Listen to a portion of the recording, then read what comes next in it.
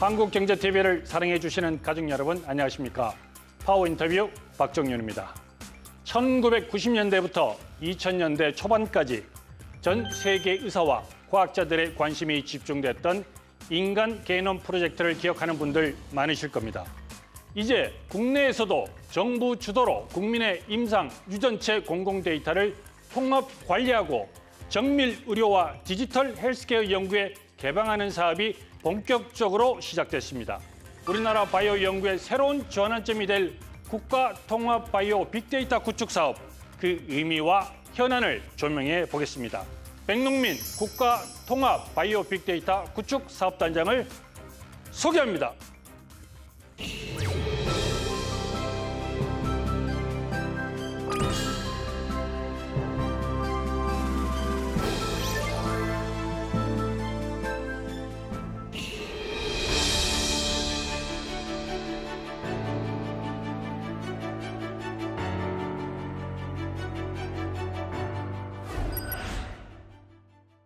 네, 이 자리에 백농민 국가 통합 바이오 빅데이터 구축 사업단장께서 나와 계십니다. 어서 오십시오. 안녕하십니까. 제가 이거를 발음을 하려고 참 무던히 노력을 했습니다. 근데 너무 길어요. 글자 수가 많습니다. 예. 보통 그러니까 국가 통합 바이오 빅데이터 구축 사업. 네. 이걸 어떻게 좀 뭐 하는 것입니까? 우리 국가 통합 바이오 빅데이터 구축 사업은 보건복지부, 과기정통부, 산업통상부, 질병청 4개 정부 부처가 공동으로 하는 범부처 사업입니다. 예. 이 사업을 통해서 100만 명의 우리 국민에게서 임상 데이터, 유전체 데이터, 그다음 생활 습관 데이터라고 해서 내가 걷고 먹고 자고 이런 거에서 데이터가 나옵니다. 그거 그다음에 또 하나는 약간의 혈액, 검체를 모아서 이 데이터들을 전부 모아서 앞으로 우리의 미래 의료, 보건 의료의 발전, 그다음 산업혁신, 바이오 산업의 발전, 그리고 개인으로 보면 빠른 진단, 조기 치료, 그다음 심지어 생기기 전에 미리 예방하는 그런 미래 의료를 실현할 수가 있습니다.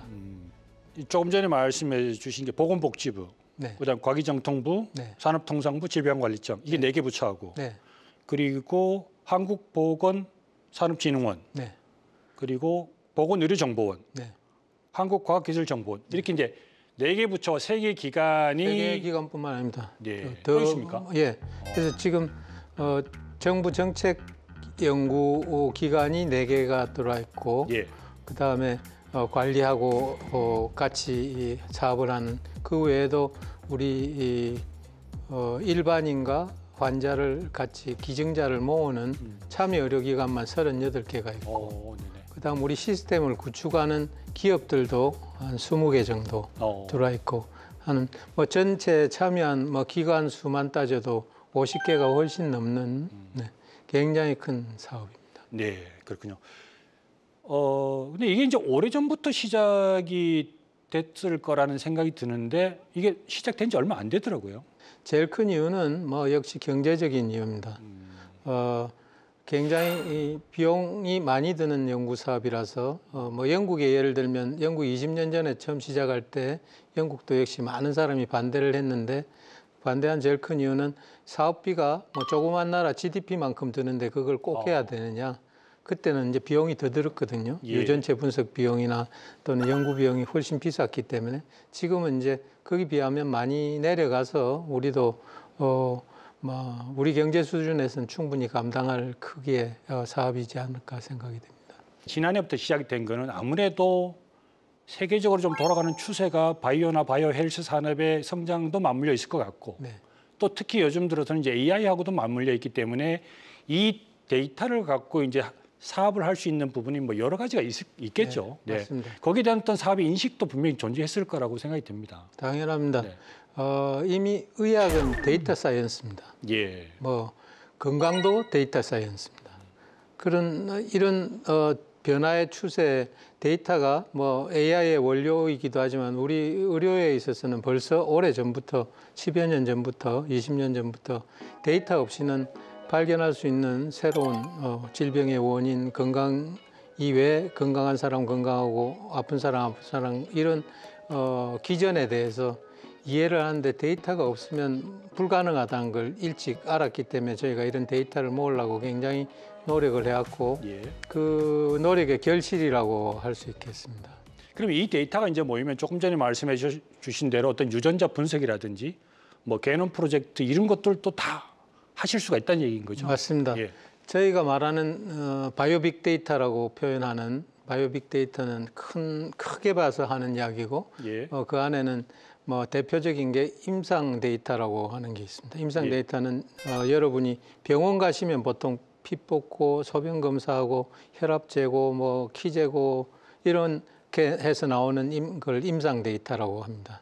그 다음에 유전체 데이터가 있습니다. 유전체 데이터는 우리가 태어나면서 가지고 나오는 겁니다. 모든 사람이 유전체는 몸에 있기 때문에요. 예. 그게 그 다음에 우리가 살면서 만드는 데이터가 있습니다. 생활 습관들, 예. 뭐 얼마를 걸었는지, 뭘 먹었는지, 그다음 잠은 어떻게 잤는지, 굉장히 다양하고 복잡한 데이터를 우리가 늘 살면서 만드는 겁니다. 예. 또 하나 그만큼 중요한 게 환경 데이터입니다. 내가 어떤 환경에서 살았는지, 뭐 거기에 물론 날씨도 있겠지만은 뭐 나를 둘러싸고 있는 모든 환경이 다 데이터가 될 수 있고 나한테 영향을 미칩니다. 그래서 임상 데이터, 환경, 그다음 내가 타고 나는 바이올로지 데이터, 유전체 데이터가 이제 대표적인 거지만 그 세 가지가 큰 세 가지가 모여서 저의 질병과 건강을 결정하는 겁니다. 정말 다양하군요. 예. 그래서 이걸 알아야지 질병과 건강의 원인, 그다음 치료도 기전, 되고 맞습니다. 예방도 되는 원인을 거고. 알면 미리 막을 수도 있고 예. 빨리 발견할 수도 있고 빨리 치료를 할 수도 있는 겁니다. 이게 이제 사업 1단계가 보니까 2028년까지 77만 명 정도를 모집하고 2단계가 이제 29년부터 32년까지 그러니까 총 한 100만 명을 모집하기로 돼 있는데 네. 굳이 이게 100만 명을 고집하는 이유가 있나요? 예, 100만 명이 된 이유는 제일 큰 건 과학적인 원인입니다. 예. 우리가 통계학적으로 질병을 또는 건강에 대해서 연구를 하려면 여러 가지 변수를 상관관계 또는 인과관계를 따져야 되는데 예. 뭐 예를 들어 두 가지 변수를 가지고 인과관계만 따진다 해도 적어도 하나의 질병 연구하는데 최소한 5천 명에서 2만 명 정도의 숫자가 필요합니다. 통계학적으로 예. 그 숫자가 돼야지 의미 있는 통계가 나옵니다. 그런 식으로 계산을 하니까 저희가 25개 질환을 선정해서 연구는 시작하는데 물론 질환을 그걸로 한정하는 건 아니지만 시작점은 25개 질환을 암을 포함해서 하는데 그 숫자 연구해야 되는 숫자와 그다음 앞으로 우리가 계속 이 데이터는 영원히 쌓아질 겁니다. 그래서 예. 적어도 10년, 20년 동안에 여러분이 살면서 질환도 생기고 아픈 사람이 낫기도 하지 않습니까? 그렇죠. 그 변화하는 양을 비교해서 그런 걸 대조군이라는데 대조군을 삼을 만한 충분한 숫자를 계산하다 보니까 예. 최소한 100만은 돼야 된다는 계산이 나왔기 때문에 우리뿐만 아니라 대부분 나라가 100만을 선택한 이유가 예. 그 숫자 때문에 그렇습니다. 100만 명 중에서는 한 71만 명이 일반명이고 예. 그다음에 한 22만 명이 이 만성질환이나 암을 가지신 질환자를 모을 거고 예. 7만은 희귀질환을 가진 사람을 모을 겁니다. 일단. 네. 그러면 이제 참여하는 사람이 자 누구누구는 이게 참여하세요라고 이렇게 강제적으로 할 수는 없잖아요. 맞습니다. 예. 예. 이건 자발적으로 하는 겁니까? 자발적으로 예. 이건 제 데이터를 기증하는 거기 때문에 아, 그렇죠. 검체하고 데이터를 그냥 선의로 그다음 미래를 위해서 기증을 하는 겁니다. 예. 그래서 뭐 우리가 이렇게 집어서 할 수는 없고 근데 우리 나라 인구수에서 자발적으로 이 데이터를 모으다 보면 전체적인 분포는 저희가 계산도 하고 지금 계속 모니터하고 있습니다. 연구에 쓸 만큼 이렇게 균등하게 잘 분포가 되는 걸로 지금 예측을 하고 있습니다. 그러면 이제 내가 만약에 내 데이터라든지 이런 걸 좀 참여하고 싶다. 네. 자발적으로. 그런 사람들은 어떻게 해야 됩니까? 네, 지금 이제 질환이 있는 분들은 예. 우리가 25개 질환이 대부분 만성 질환하고 암이 다 들어 있습니다. 그 안에는 있는 분들은 지금 치료받고 있는 또는 진단받고 있는 의료기관에서 참여를 하시면 되겠고 예. 저희가 36개나 전국에 있기 때문에 아마 대부분의 병원이 포함되리라고 생각합니다. 그다음 이제 소위 말하는 우리 일반이라고 25개 질환에 들어가지 않는 일반이라고 다 건강한 사람은 아니거든요. 그렇죠. 저도 아무것도 없는 것 같이 앉아 있지만 저도 잘 모르는 게 그럴 수도 진행할 수 있겠지. 예, 예. 맞습니다. 그걸 또 노리는 것도 있습니다. 예. 저희가. 그래서 이런 일반인은 건강 검진을 받으실 때 국가 검진, 뭐 직장 검진, 종합 검진 이런 다양한 검진이 있지 않습니까? 여기에 참여할 수 있습니다. 그 역시 우리 36개 의료기관 중에서 해당하시면 기부 의사를 밝히시면 바로 참여하실 수 있습니다. 검진 기관에서 강제적으로 해라 이렇게 할 수는 없는 거고 검진 기관에서 내가 참여하고 싶다 이 사업에 예, 대해서. 맞습니다. 그러면 그 참여한 사람은 뭔가 좀 혜택 같은 게 좀 있나요? 뭐 빵을 하나 준다든지. 일반 참여자의 경우는 이제 이게 전국에서 하는 사업이라서요. 예. 최소한의 교통비 정도는 저희가 제공을 하고 네. 그다음 희귀질환의 경우는 희귀질환 참여하신 분들이 유전체를 저희가 분석해서 진단에 참고가 되도록 저희가 돌려드립니다. 예. 주치의한테. 그럼 예. 주치의가 그걸 결과 보고서를 보고 진단이나 치료에 참고가 될 수 있도록 그런 식으로 이제 뭐랄까요 돌려드린 거고 뭐 마음 같아서는 많은 걸 돌려드리고 싶지만 지금 현실적으로 아까 말씀하셨듯이 무슨 기부하는데 저희가 금전적인 배상을 한다 이런 거는 사실은 전 세계 어디서도 하지 않고 있고 예.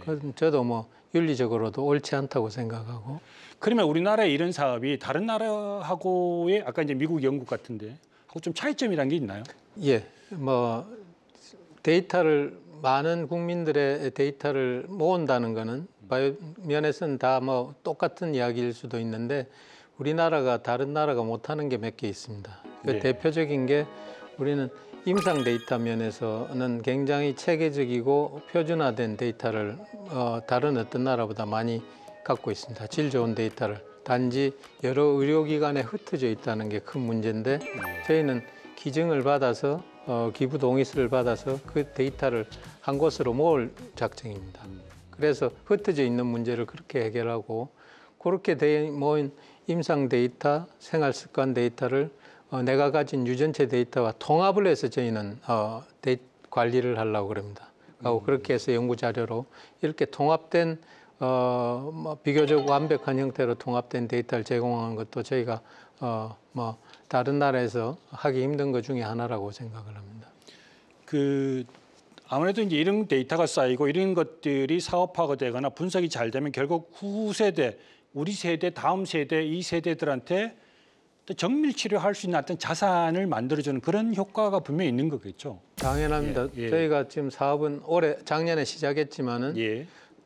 최종적인 결실은 사실 뭐 당장도 나올 수가 있지만은 우리가 바라건대 이거는 10년, 20년, 30년 지나갈수록 저희가 데이터가 머추어된다고 표현을 하는데 데이터가 숙성이 됩니다. 제가 기증한 데이터 계속 이제 살면서 기증할 텐데 제가 50살 때 만드는 데이터, 60에 만드는 데이터, 70에 만드는 데이터 계속 틀려나가고 또 새로운 것도 생기고 치료도 되고 하면서 그 과정을 우리가 많이 모으면 어떤 게 어떤 질환을 만들었고 뭘 해주니까 어떤 약을 쓰니까 저건 치료가 되더라. 이걸 알게 되는 겁니다. 예. 그러면 질병의 원인이 그게 원인이었구나. 이런 걸 알게 되면서 아마 궁극적으로는 우리의 다음 세대들이 뭐 아주 멀지는 않겠지만 5년, 10년 뒤의 세대, 20년 뒤의 세대들이 저희가 모은 이 큰 데이터에서 생긴 미래 의료에서 제일 덕을 보지 않을까. 지금 당장 저희도 보겠지만은 이건 뭐 크게 봐서는 우리의 미래를 위한 자산이라고 생각하시면 되겠습니다. 알겠습니다. 이 나의 건강 정보를 제공하는 입장이나 또는 이제 희귀 질환자 또는 뭐 중증 환자일 경우 내 병력이라든지 내가 이제 숨기고 싶은 어떤 그런 부분들이 좀 있을 거 아닙니까?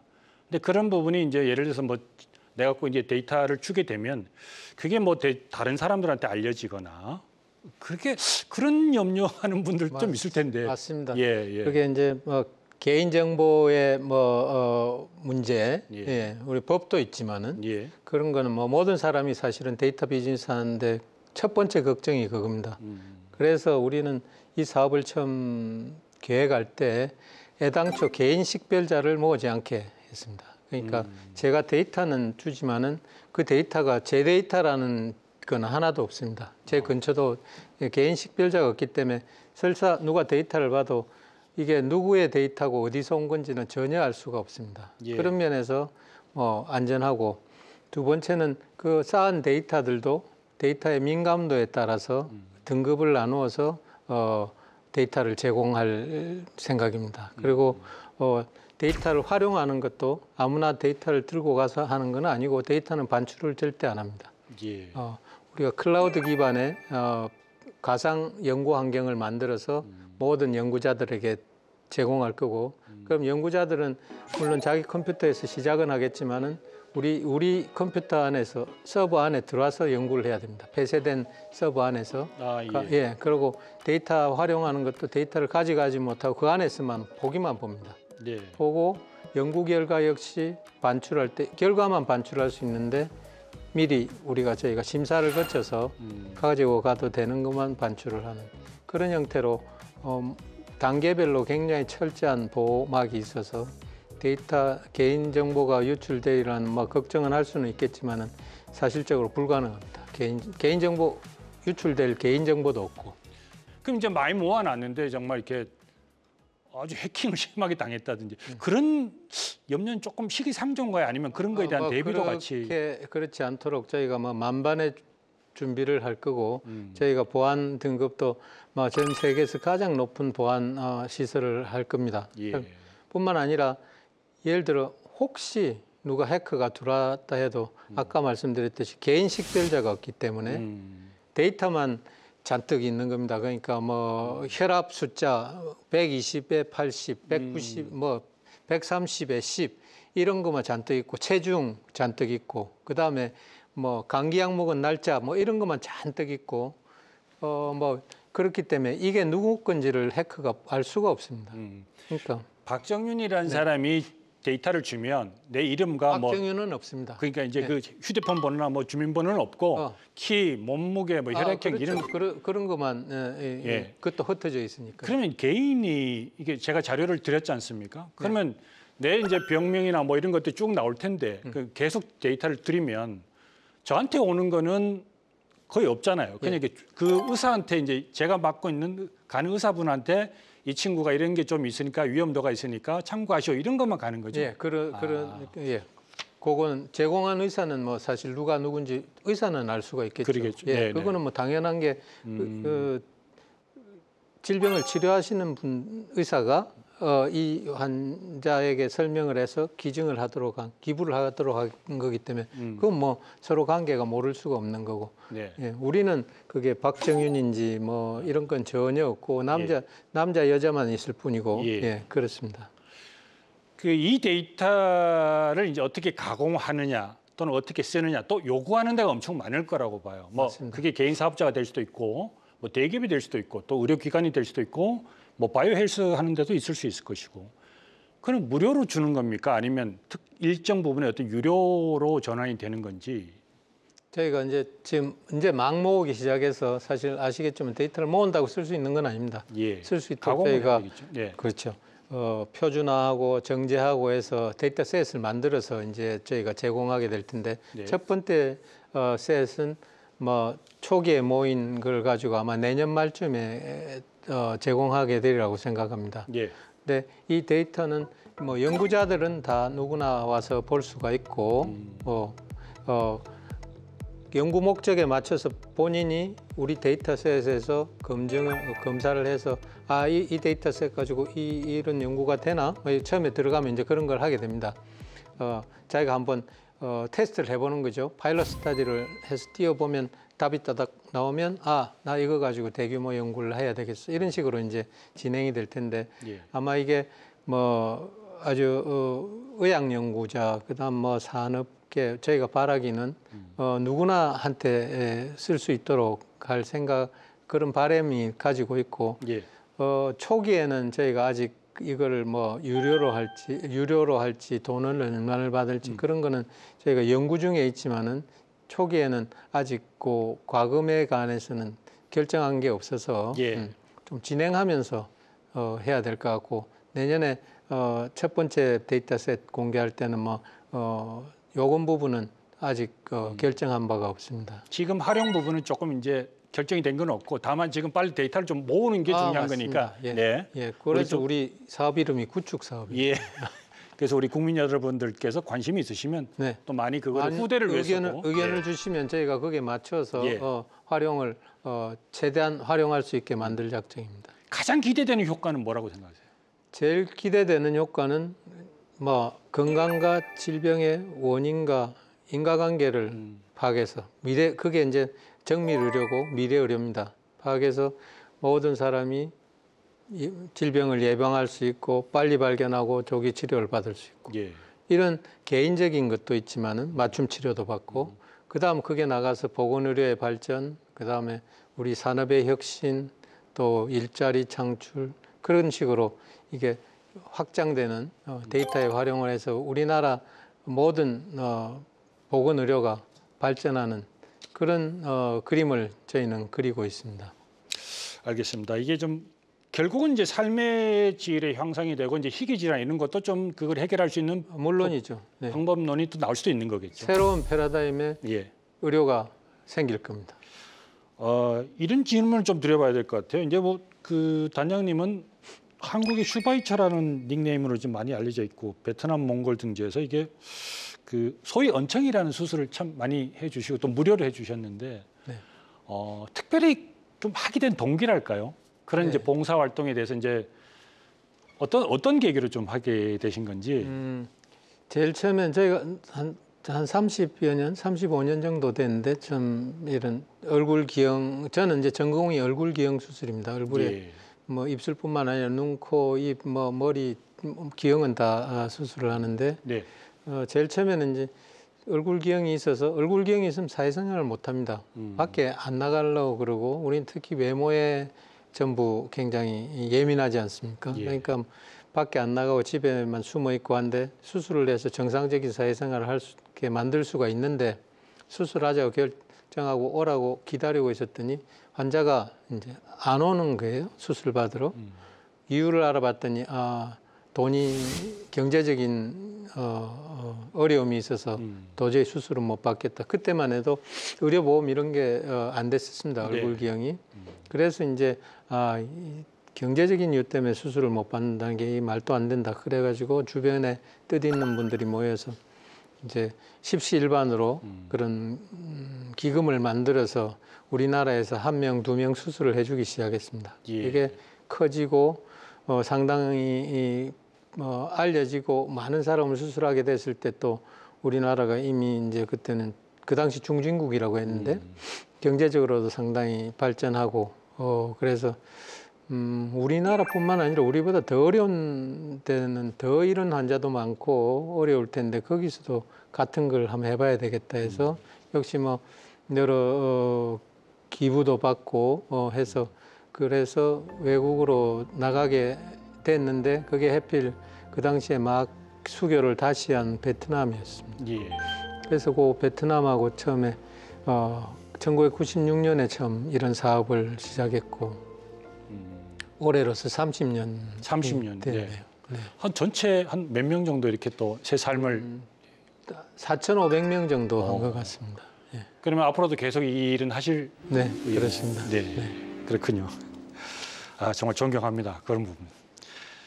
이제 공식적인 좀 질문을 하나 좀 드려야 될 것 같습니다. 이건 좀 재밌게 표현해 주시면 정말 감사하겠습니다. 그 오자 토크라고 네. 제 질문에 대해서 한 5글자로 축약을 해서 얘기를 해 주시면 좋은데 나에게 의료 데이터란? 의료 데이터란 예. 저는 우리의 미래입니다. 우리의 미래. 네, 예. 우리의 모든 미래가 의료 데이터에 있다고 해도 과언이 아닙니다. 간결하지만 꼭 필요한 것. 네. 네, 우리의 미래. 알겠습니다. 자, 이제 마지막 질문을 좀 드려야 될 것 같은데요.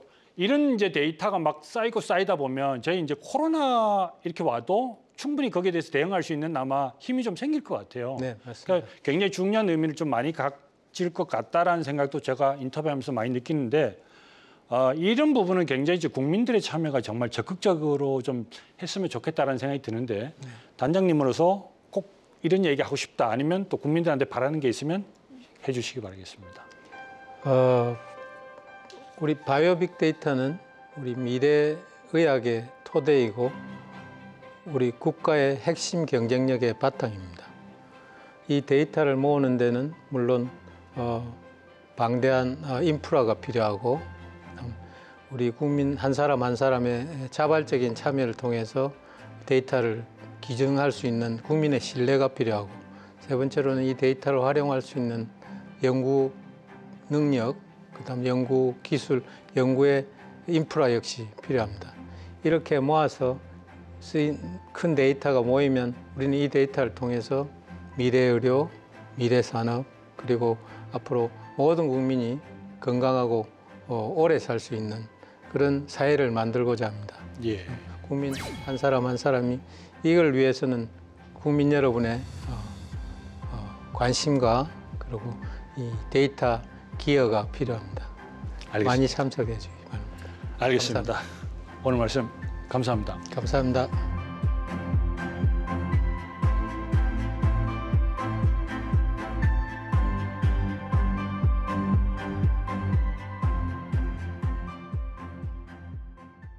네, 오늘 여기까지 듣겠습니다. 데이터로 여는 정밀 의료의 내일을 기대하겠습니다. 자, 박정진의 파워 인터뷰 오늘은 백농민 국가통합바이오 빅데이터 구축 사업단장과 함께했습니다. 자, 시청해 주신 여러분 고맙습니다. 감사합니다. 감사합니다.